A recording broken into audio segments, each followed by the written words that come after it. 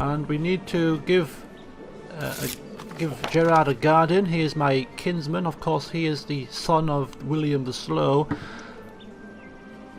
Yes, your scheming was misplaced, and I forgive you for now. So how are we going to get this child tutored in this rather tumultuous time? He doesn't like me at all, but, well, his father is not a good tutor, unless, of course, this child wants to become part of the clergy. So, how about, let's have a look who can tutor him within the family. Educate child, let's have a look. Of course, if we could do with, yes, maybe if we send him across to Earl Gotzello of Desmond, raise that opinion a bit, make him less likely to scheme against us. He doesn't have the best of stats, but it's just a political kind of arrangement. Will it raise the opinion? I don't think it might not actually. He's a kinsman. He's part of my dynasty, but he's not a direct relation, so it might not actually increase our relationship bonus. In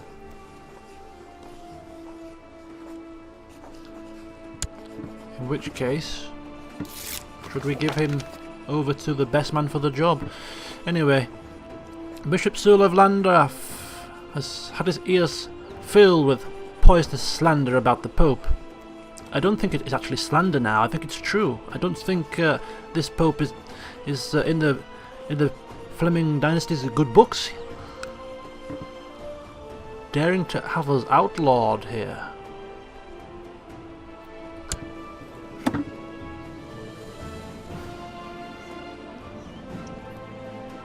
We're getting no money from any of the bishops, which is rather unsurprising seeing as we're excommunicated and not crusading. Why would we crusade for the Pope? He's had us excommunicated for a start.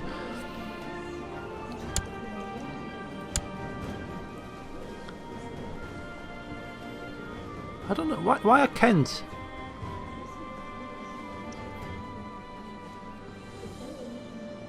I assume Kent are fighting on our behalf as well, not on a separate war. Oh no, they are actually pressing a separate war, Oxfordian War for Prince Gervas's claim on England. This is a separate war. Duchess Sibylla. Siege lengthens again, wow. This siege of Tottenham is proving to be quite excruciating. Anyway, we continue.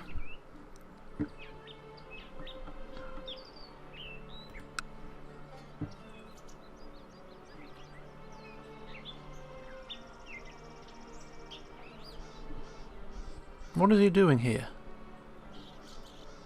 Who is he sieging out? Oh, it seems that Zeeland is actually part of England, right, okay.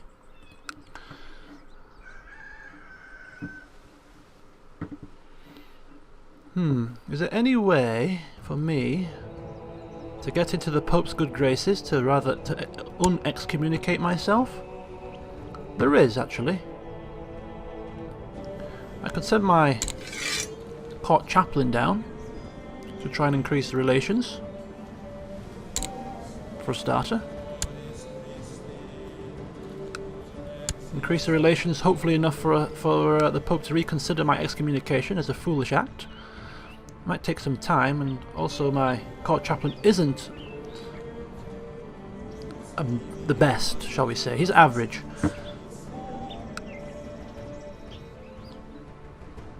But we'll cope. 37% now, the war score. Looks like this faction is looking like it might be prosperous. Some people thought that we didn't have a prayer, that we were too late in our joining to make an impact.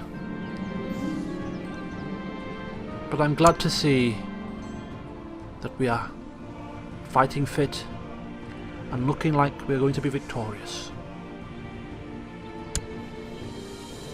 Good old Duke Ambrose. Finally stepping up to the plate and making his mark.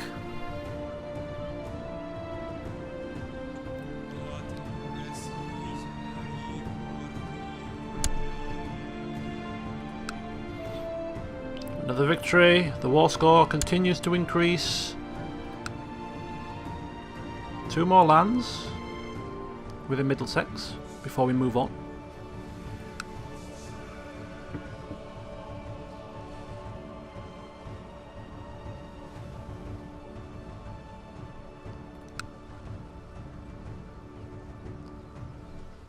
This is rather unfair.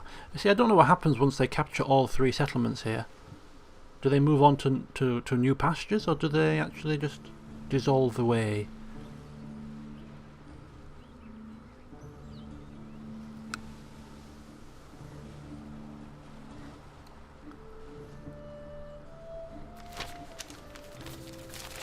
Oh my god.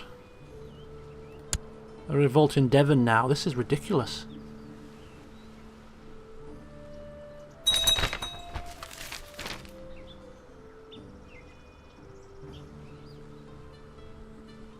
The Pope has called off the crusade for Jerusalem. Black day indeed.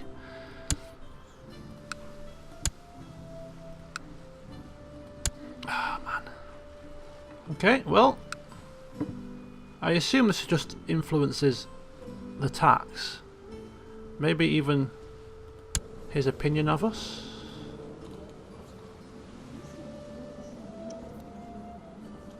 No, not so much so. Not so much.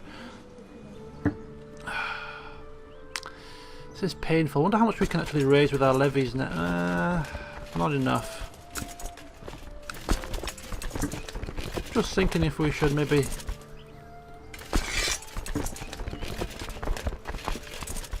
separate our troops again and take care of these rebellions.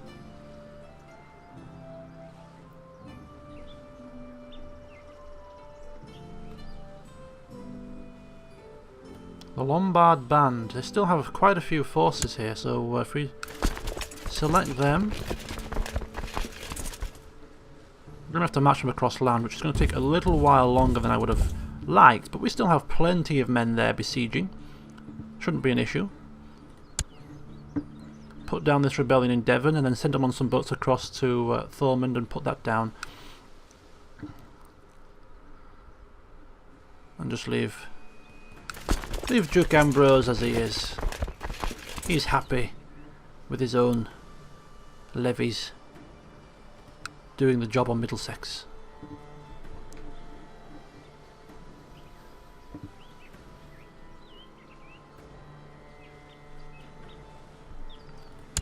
Another victory. 49% is the war score.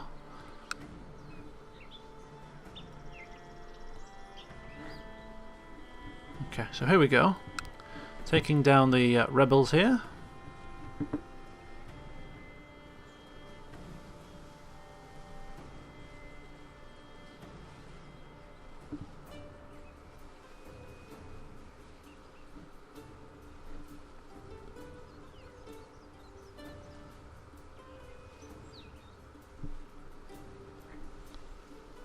Victory against the rebels, and they disappear, and Devon is safe once again. So next port of call is to raise the ships. That's 9. We need 20 ships here. What about Devon's own ships? 3, 5, 8. How many ships is that?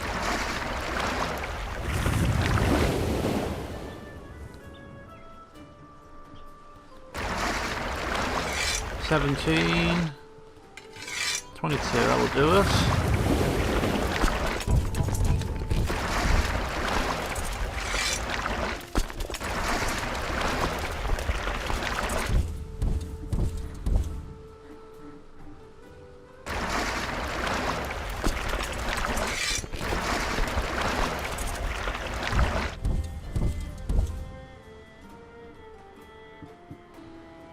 Right. So finally dealing with the rebels in Thormund. A little bit later than Sylvester would have liked, but I'm sure he understands that we had slightly more important issues to deal with.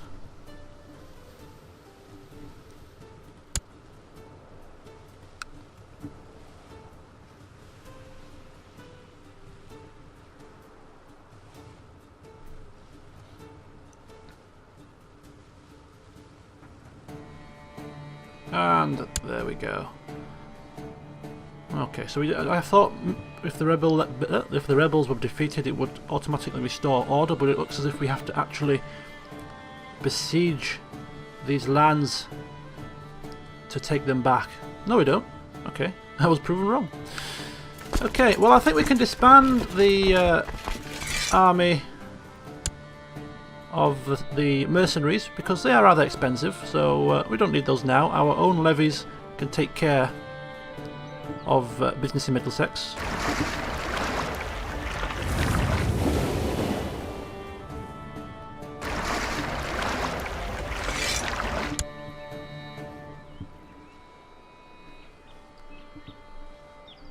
Ah, look at this. England are managing to muster some men here. Were we too hasty in our disbandment there? We have actually captured the entirety of Middlesex, so looks as if we're going to have to move on to pastures new. And where shall we move? That's the next question. I think the next place to move would be Suffolk.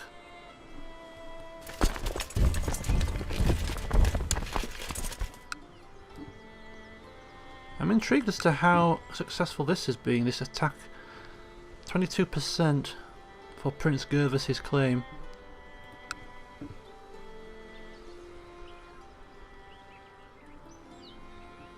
We have no idea who Prince Gervas is. We could find out, of course, whilst we're waiting.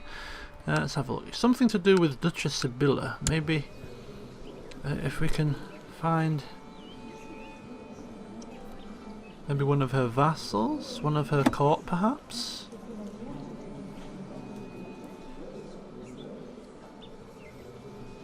I imagine he must be part of the House de Normandy, maybe.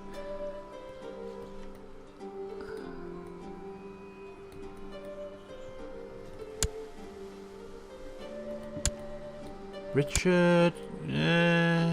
Richard's had no sons, did he? Ah, there we go. Gervas. He is William the Conqueror's youngest child. So they're trying to put Gervas on the throne. Now we actually like this man. So if this person is put on as king, it might actually lead to another era of peace. I don't know what other people think of him, but considering they're trying to put him on the throne, I assume they must have him in good stead.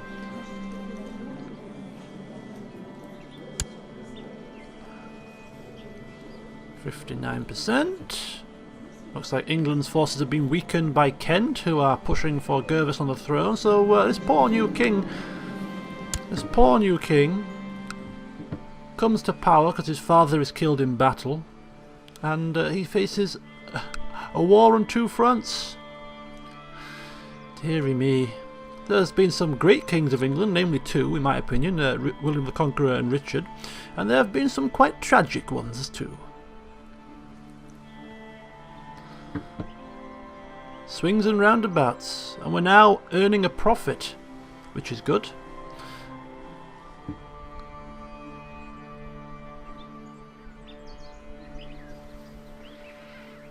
I don't see many of my allies about.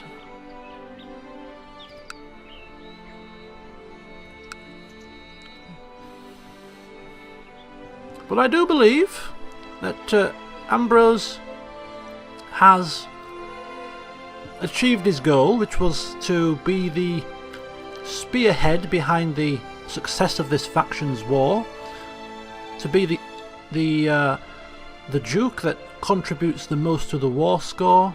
I think he's achieved that. I don't know if we can actually see who's actually contributed the most to the war score. We can actually see that. Duchess of Minor has contributed 23%. Duke Ambrose has contributed 36% and still counting. So if anybody was to profit from this war, we should be first in line for some reward of some sort. But yeah. Mission accomplished pretty much. Hopefully we see the end of this war whilst we're still alive. It would be a shame to die just as we're about to be victorious. And this is Duke Armand of Flanders. I think that's a sign that his father has died. Yeah, Duke Henry has died. Oh, he must have been 1134. Just died now, actually. 5th of July. It's now only the 16th of July. He died recently. But never mind. In your honour, we will dedicate this victory.